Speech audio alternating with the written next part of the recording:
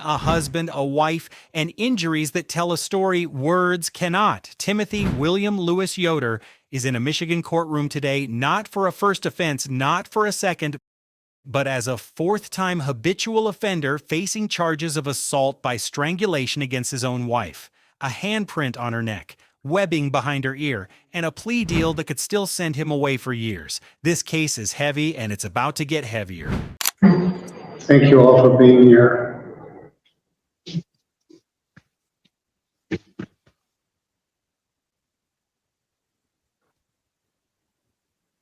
Let's go on the record.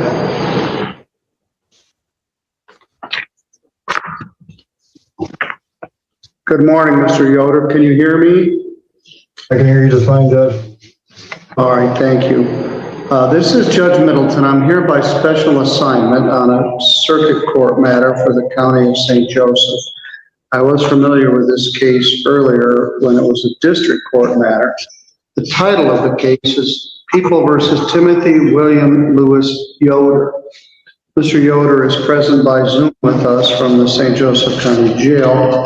Also present with him is his counsel, Casey Strong. Also present from Three Rivers by Zoom is Assistant Prosecutor Angelique Canfield. We also got a reporter here, and we've got some of the staff from the circuit court also present by Zoom. This matter is scheduled for a jury trial for the 26th, I believe, of February. February 26th of May. And the parties have been working on this for some time, and I believe to have worked out a resolution in this matter. As I've indicated, the original charge was bound over from the district court. The file number of the circuit court matter is 2025-25935FH. Mr. Yoder, the original charge alleged that on or about September 21st of 2022, that you did enter a home without permission at 2806 South Centerville Road in Sturgis with the intent to commit an assault. That is a felony. It's punishable by up to 20 years imprisonment and a fine of up to $5,000. Am I in the right case? No, Your Honor, that's not the, I apologize. This is Timothy William Lewis Yoder. Yes, That's not correct. got the wrong file, so let me get the right file. There were some similar acts motions, so I copied all the other stuff. And let me get in the right file.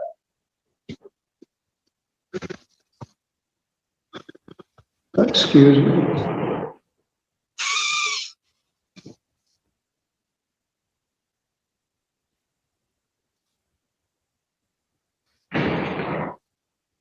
What are we doing? I've got a 225 file, but I don't think it's the right file. I'm just going to go in my file.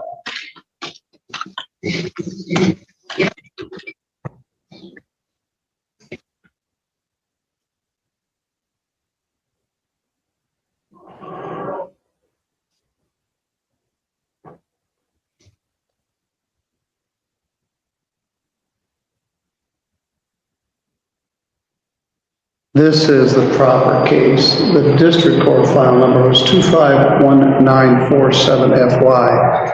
The circuit court case number is 2525935FH. Mr. Yoder, the allegations are substantially different than what I was first advising you. This alleges assault with intent to commit great bodily harm, less than murder, with strangulation or suffocation against Angela Marie Yoder. That is alleged to have occurred in Lockport Township on September 21st of 2025. That is a felony. It's punishable by up to 10 years in prison and a fine of up to $5,000. The second count is domestic violence, third offense. It's alleged that you had at least 2 previous domestic violence convictions, which makes that charge a felony, punishable by up to 5 years imprisonment and a fine of up to $5,000. You're also charged as being a 4th habitual offender, which would make the assault, great bodily harm punishable by up to life, and also a 5-year felony as a 4th offender is also punishable by up to life imprisonment. It also affects the sentencing guidelines in the matter. Mr. Yoder, before we go further, Let's break down exactly what Yoder is facing. Count 1, assault with intent to commit great bodily harm by strangulation up to 10 years. Count 2, domestic violence, 3rd offense up to 5 years, and as a 4th habitual offender, both counts become punishable by up to life. That's what was on the table before this plea deal.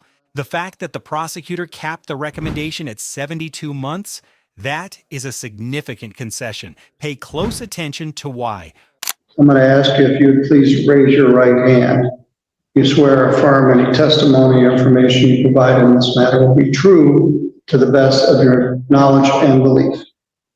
Yes, Judge. All right.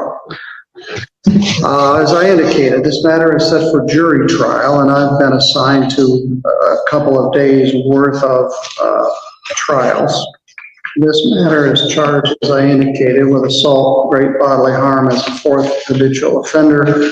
My understanding is the parties have worked out a plea agreement. Ms. Canfield, what is the plea agreement in this matter? Your Honor, it's my understanding that the defendant will be entering a plea of no contest to the initial count 1, assault by strangulation as a 3rd habitual offender. At the time of sentencing, the people would move to dismiss count 2 and the remainder of the habitual notice. And I believe Ms. Strong will state the reason for the no contest plea is a higher level of intoxication at the time of the commission of the offense. What is the maximum punishment for a assault with intent to commit great bodily harm as a 3rd felony offender? I'm looking at the statute right now, Your Honor. And I'll defer to you, Ms. Canfield, stating the cap recommendation that is part of the plea agreement as well. That is correct, Your Honor. We did have an agreement that the people would recommend a cap on prison time at 72 months, given our understanding of the calculation of the guidelines.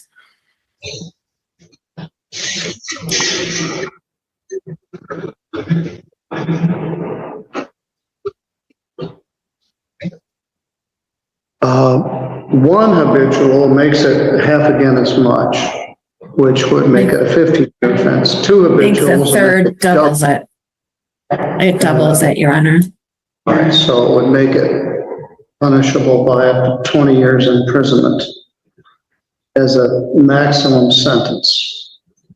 All right, Mr. Yoder, there's a lot to unpack here. We also discussed a no contest plea. Is it your intention here to plead no contest to these charges according to the plea agreement that was placed here on the record? Yes, Your Honor. Anybody threaten you to get you to do this? No, sir. Push you anything other than what was said here? No, sir.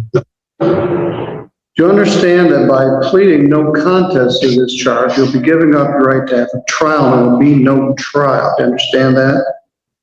I do, Your Honor. Now, I do these rights often in district court. They're a little bit more expansive in the circuit court. Do you understand that by pleading no contest to the charge, you will give up your right to have a trial in front of a judge or jury? I do. At that hearing, you'd have a right to be presumed innocent unless the state was able to prove your guilt beyond a reasonable doubt. You'd have a right to have any of the witnesses against you subpoenaed to come to court so they could be cross-examined. You would also have the right to compel witnesses by the power of subpoena to come in and testify on your behalf. You would also have a right to testify on your own behalf, but you do not have to because you have a right not to testify. And if you did not wish to testify, the judge or jury could not hold your silence against you. And you have a right to have this matter proved beyond a reasonable doubt. And certainly you have a right to be represented by an attorney. Ms. Strong has been appointed to represent you.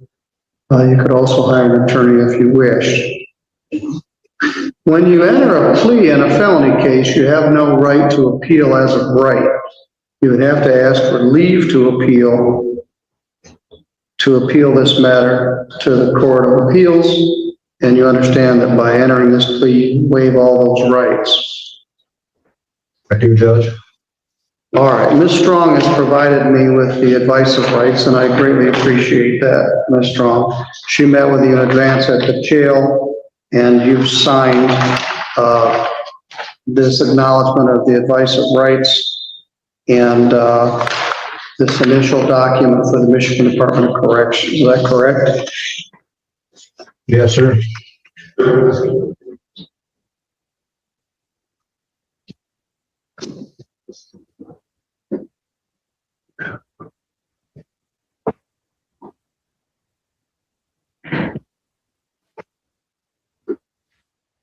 Now, the reason for no contest plea, as I understand it, is because you were intoxicated at the time this incident occurred. That is a legitimate reason for a no contest plea. By pleading no contest, you don't admit what happened, but you don't exactly deny it either. I would get my factual basis from the affidavit that accompanied the original complaint. You understand? Yes, sir. Actually, Your Honor, if I may, Ms. Strong and myself have agreed that the court may also look at the preliminary examination transcript and the original police report, which have been shared both with Ms. Strong and with the court. And I believe Your Honor oversaw the preliminary examination in this matter as well. Yeah.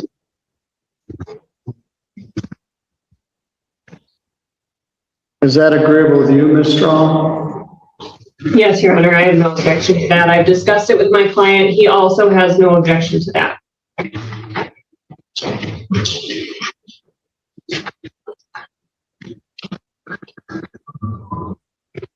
There is no confrontation, so that's why we couldn't.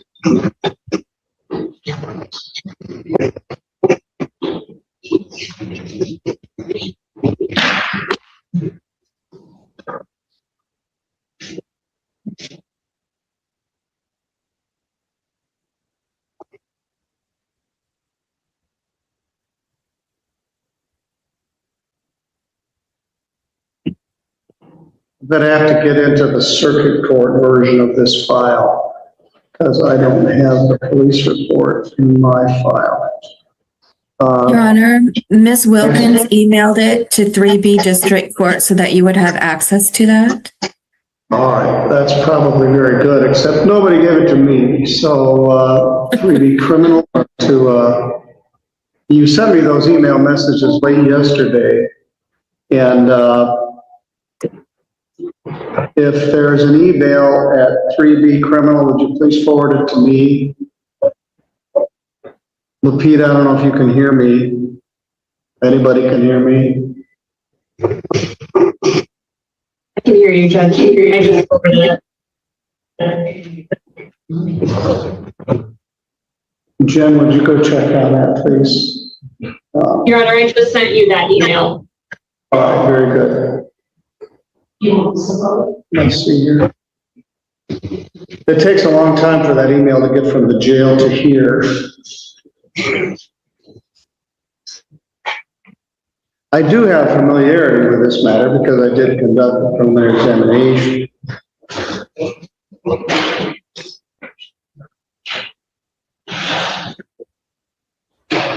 While we're waiting for that, I did ask you if anybody had promised you anything other than was on the record.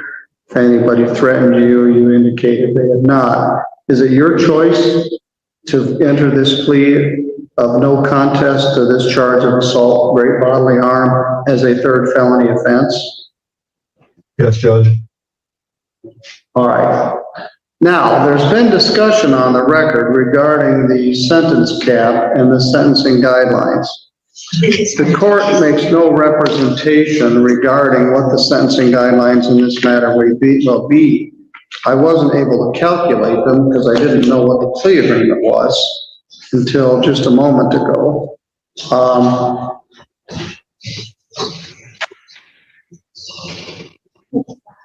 All right, but the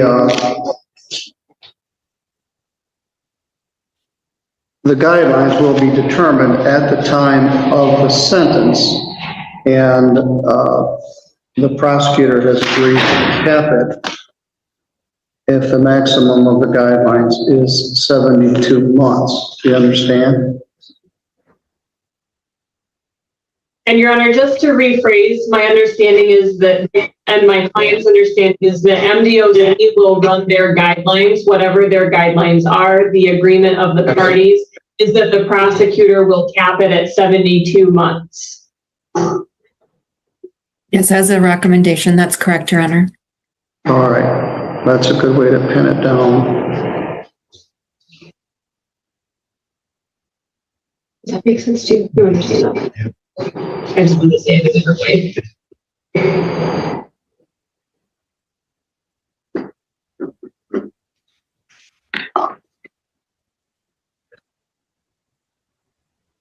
I do appreciate we had a difficult time scheduling this. People are busy. They're in different courts. Judge Pattison was very busy in here. Angelique's in 3 hours. Casey was here, and then she has other obligations at Kalamazoo. We were able to accomplish this. All right, as I indicated, I did hear the preliminary examination in this matter on October 28th of 2025. Angela Yoder,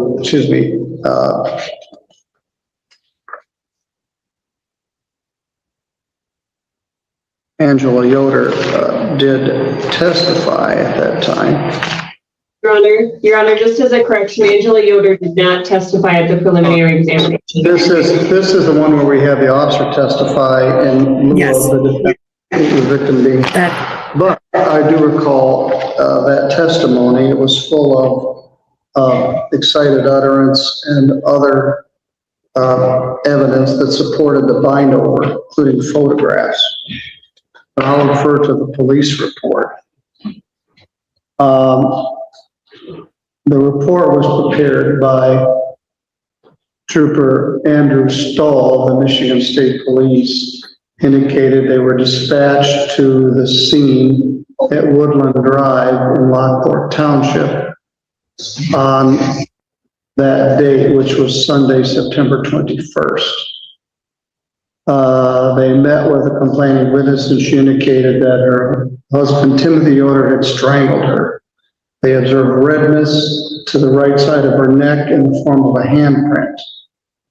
Then they spoke with Timothy, who stated he did not choke her, but they further investigated this. Had to do with a dispute about a car, and there was photographic evidence of the injuries on the complainant's neck. She had apparent redness in the form of a handprint on the right side of her neck. She had what it appeared to be webbing behind her right ear.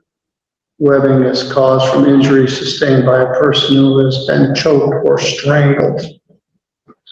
Ms. Canfield, are you satisfied with that factual basis? Yes, Your Honor. I would add that I believe the police report indicates that Ms. Yoder's statement, in addition to just saying she'd been choked, did verify that that meant to her that her breath was cut off for a time period during which she thought she was becoming unconscious. And I do believe that those satisfy the factual basis as elucidated in the criminal jury instruction 17.35 as well. All right, will you accept that, Ms. Strong? Yes, Your Honor, I would accept that. All right. She also does talk about the defendant intoxicated at the time this was going on. He indicated that drinking and quite a bit and refused to take a test. So I find sufficient evidence of intoxication. Redness in the shape of a handprint on the right side of her neck. Webbing behind her right ear caused specifically by strangulation. And Angela Yoder told officers her breath was cut off to the point where she thought she was losing consciousness. These are not minor injuries. These are the documented, photographed injuries that formed the factual basis for this plea. Yoder refused to take a sobriety test. He denied choking her. The evidence told a different story entirely. Thank you, Your Honor. I believe if we could also inquire as to his habitual offender status. All right. He's gonna ask for question here.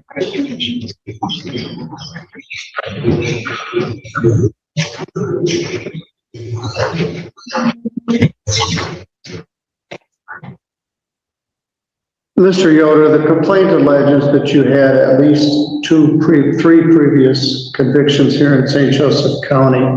One is a conviction for, am I the wrong one? We'll start from the newest of the list. Convicted in St. Joseph County Circuit Court on May 24th of 2000 of the felony offense of possession of methamphetamine. Do you acknowledge that? What year was that?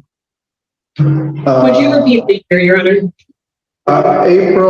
May 24th, 2019, 45th Circuit Court, methamphetamine. Yes, sir. Yes, Your Honor. And September 12th of 2016, 45th Circuit Court, once again, possession of methamphetamine. Do you acknowledge that was a conviction and that was? Yeah, yes, sir.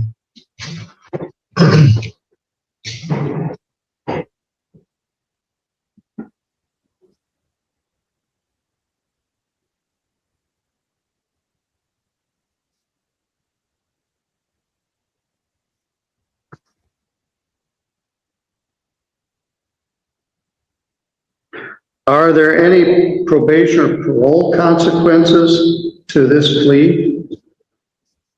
No, No, there are not.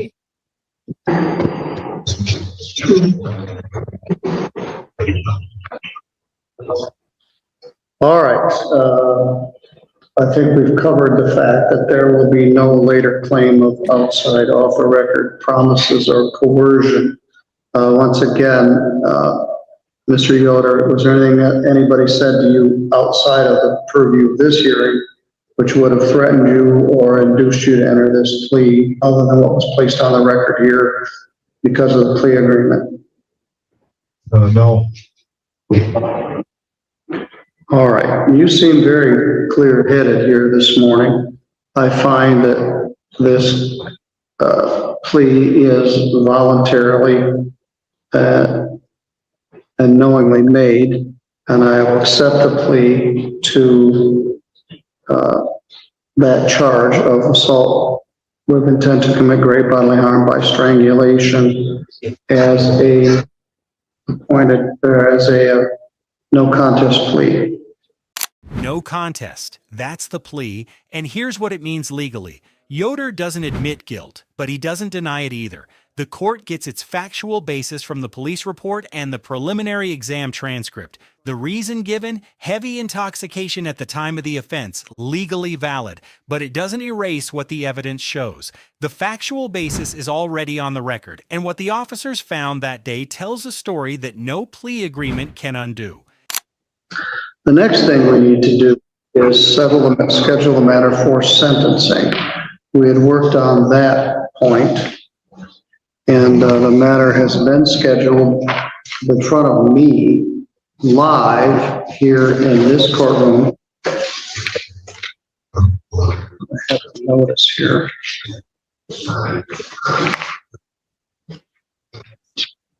I got so many notices.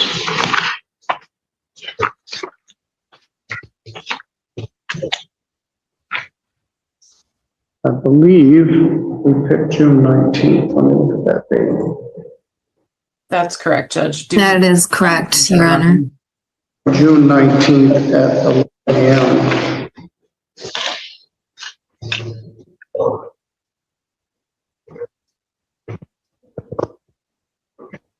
Thank you, Your Honor. Mr. Yoder, I will be the judge handling the plea in this matter. Normally, I would ask if you would have any objection to it being assigned to another judge. We do have other judges that are fulfilling our circuit court obligations, but I'll handle this one. And this is an assaultive offense. I'm going to cancel the bond.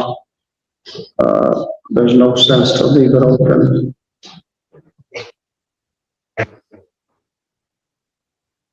At the time of sentence, the domestic violence third offense charge and habitual will be dismissed. The additional habitual will also be dismissed. Probation department will prepare a pre-sentence report, which they will share with court and counsel, and will have an opportunity to review it prior to the sentencing on June 19th. At that point, we will be more specific with the sentencing guidelines in this matter. The court, as I indicated, has no position as to what the sentencing guidelines are. In the sentencing hearing, we will agree on what they are. The court will make a finding, and I will proceed according to the cap given by the prosecutor. All right, Mr. Yoder, do you have any questions? No, I do for my attorney, but we can handle that. All right, you can handle that separately. Ms. Camp, if there's anything else you believe we should have placed on the record here? No, I will just acknowledge that I'm not aware of any threats or inducements or promises to Mr. Yoder to enter this plea either. And then I do believe that the court complied with the statutory taking of the plea. Thank you. I'm supposed to ask that. And yes, Your Honor, I also do not believe that Mr. Yoder was under any threat, coercion, or inducement not placed on the record, and I do believe the court has complied with the court rule.